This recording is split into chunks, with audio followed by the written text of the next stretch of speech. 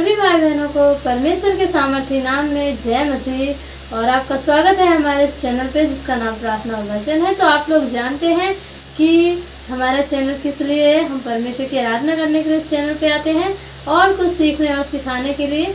तो आज मैं आपको बताना चाहूँगी कि हमारी प्रार्थना क्यों नहीं सुनी जाती और प्रार्थना किस तरह से सुनी जाएगी। तो मेरे प्रिय भाई बहनों, आप वीडियो को पूरा देखें और जो लोग नए तो चैनल को सब्सक्राइब कर लीजिए और बेल आइकन प्रेस कर दीजिए ताकि हमारे आने वाली वीडियो की नोटिफिकेशन आपके पास तुरंत पहुंच सके। तो आइए हम आज इस टॉपिक पे बात करते हैं कि प्रार्थना हमारी क्यों नहीं सुनी जाती। तो मेरे प्रिय भाई बहनों, मैं आपको बता देना चाहती हूँ कि हमारा विश्वास जो होता है वो अटूट नहीं होता। अगर हमारा विश्वास डगमगाने वाला विश्वास हो तो हमारी प्रार्थना बिल्कुल नहीं सुनी जाएगी। हमारा विश्वास मजबूत होगा तभी हमारी प्रार्थना सुनी जाएगी। तो हमें विश्वास करना है, विश्वास करके हमें कर्म करना है।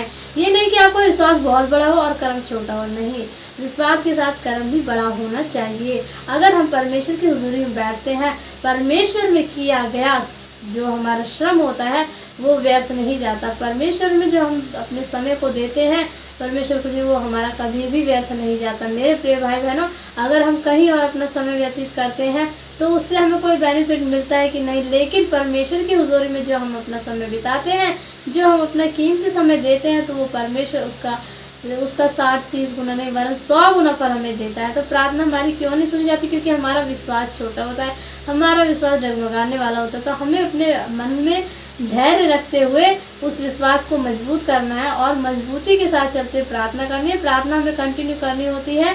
ये नहीं कि आपने एक दिन प्रार्थना करी एक दिन नहीं, और आपका विश्वास होता है कि हाँ कुछ संडे जाएंगे तो हमारे उद्धार और चंगाई मिल जाएगी। तो ऐसा बिल्कुल नहीं है। हम परमेश्वर में आए तो परमेश्वर में बने रहेंगे, तो परमेश्वर भी हमारे जीवन में बने रहेंगे और वो बड़े बड़े काम करेंगे। तो आइए हम प्रार्थना की ओर चलते हैं। आज की शाम की शक्तिशाली प्रार्थना, सामर्थ्य प्रार्थना हम सब भाई बहनों के लिए, आपके लिए और हमारे लिए, ताकि हमारा परमेश्वर प्रसन्न हो और हमारी हर समस्याओं को, हमारी सारी उलझनों को, सारी बीमारियों को, तमाम प्रकार की समस्याओं को हमसे दूर करे और हमें एक अच्छा जीवन दे। आइए हम हुजूरी में चलते हैं परमेश्वर की।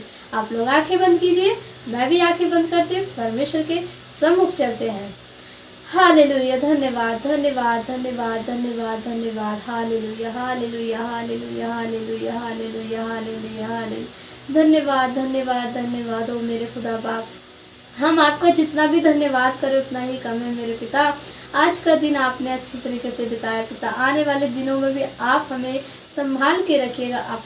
अपने सुनहरे अपने पावन हाथों से पिता हमारी अगुवाई कीजिए। है मेरे परमेश्वर, हमारा सारा दिन आपने अच्छे से बिताया। मेरे प्रभु, एक एक जन को आपने संभाला, क्योंकि परमेश्वर आपका वचन कहता है, यहोवा परमेश्वर धन्य जो प्रतिदिन हमारा बोझ उठाता है। भजन 7 अध्याय में पिता परमेश्वर धन्यवाद करते हैं मेरे प्यारे प्रभु जी, जो आपने हमें नाम लेकर बुलाया है। हमारे परमेश्वर, जितने भाई बहन इस प्रार्थना को सुन रहे हैं, जो भाई बहन रिसीव कर रहे हैं पिता परमेश्वर, वो इसी वक्त से चंगे हो जाएं।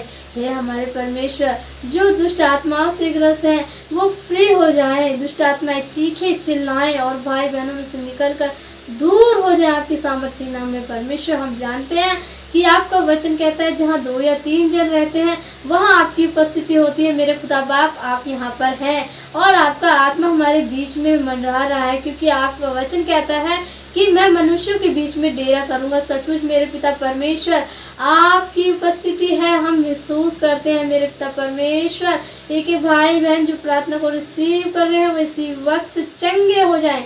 आपके सामर्थ्य नाम में ऐसी कोई बीमारी नहीं कि जिसका इलाज आप ना कर सके। आपके 39 कोड़े खाने से पिता परमेश्वर 39 प्रकार की बीमारियों पर नियंत्रण पा लिया है आपने। हर प्रकार की बीमारी दूर हो जाए यीशु नासरी के नाम से। हम हुक्म देते हैं उस बीमारी को, हम हुक्म देते हैं उस समस्याओं को इसी वक्त से जाए इन भाई बहनों के अंदर से। हर एक उलझन सुलझे पिता परमेश्वर। पारिवारिक समस्याएं, हे परमेश्वर, रिश्तों में जो तनाव है पिता परमेश्वर, इनके वो सारे तनाव दूर हो जाए। प्रेम उत्पन्न हो इनके रिश्तों में पिता परमेश्वर, मिठास आए मेरे प्रभु जी। जो रोजगारी की समस्या है वो भी दूर हो पिता परमेश्वर। देश के कोने कोने से, जो धरती के इस छोर से उस छोर तक पिता परमेश्वर, जीव जंतु पशु पक्षी हर एक की देख रेख आप करते हैं मेरे प्रभु जी। हर एक के लिए पिता परमेश्वर आप सुधि रखते हैं पिता परमेश्वर। धन्यवाद करते हैं पिता परमेश्वर, अपनी पावन दृष्टि इन सब पर दौड़ाइए परमेश्वर। आकाश की झरोखे खोलकर अपने पार वर्षा कर दीजिए पिता परमेश्वर। इस प्रार्थना के द्वारा पिता परमेश्वर बहुत बड़ी बड़ी गवाहियां आए पिता परमेश्वर। आपका नाम ऊंचा हो पिता परमेश्वर। धन्यवाद यीशु राजा। इसी वक्त पिता परमेश्वर शैतान सूखे पत्ते की तरह थरथराते हुए निकल जाए इनके अंदर से पिता परमेश्वर। चाहे बीमारी हो, चाहे ऊपरी फसाद हो, चाहे जो भी कुछ हो पिता परमेश्वर, क्योंकि खुदा बाप मैं नहीं जानती, आप एक एक के हृदय को परखते, एक एक के मन में हर एक समस्या को जानते हैं मेरे पिता परमेश्वर। इसी वक्त आपका आत्मा जाए और इन्हें ब्लेस करे पिता परमेश्वर। ये लोग चंगे हो जाए पिता परमेश्वर, ये लोग स्वस्थ हो जाए पिता परमेश्वर। ये आपके नाम की महिमा को जाने, इनके मन में विश्वास दृढ़ हो जाए पिता परमेश्वर। आने वाले समय में एक मजबूत विश्वासी बने पिता परमेश्वर। और बहुत सी गवाहियों को पिता परमेश्वर कमेंट के द्वारा बताए इसी वक्त से पिता परमेश्वर।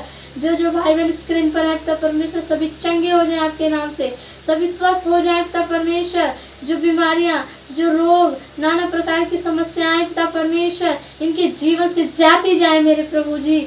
आप दया कीजिए इनके घर में, इनके बिजनेस में, इनकी जॉब में पिता परमेश्वर, इनके संसार में पिता परमेश्वर। जहाँ जिस समाज में रहते हैं वहाँ पर पिता परमेश्वर आदर और सम्मान पाए पिता परमेश्वर।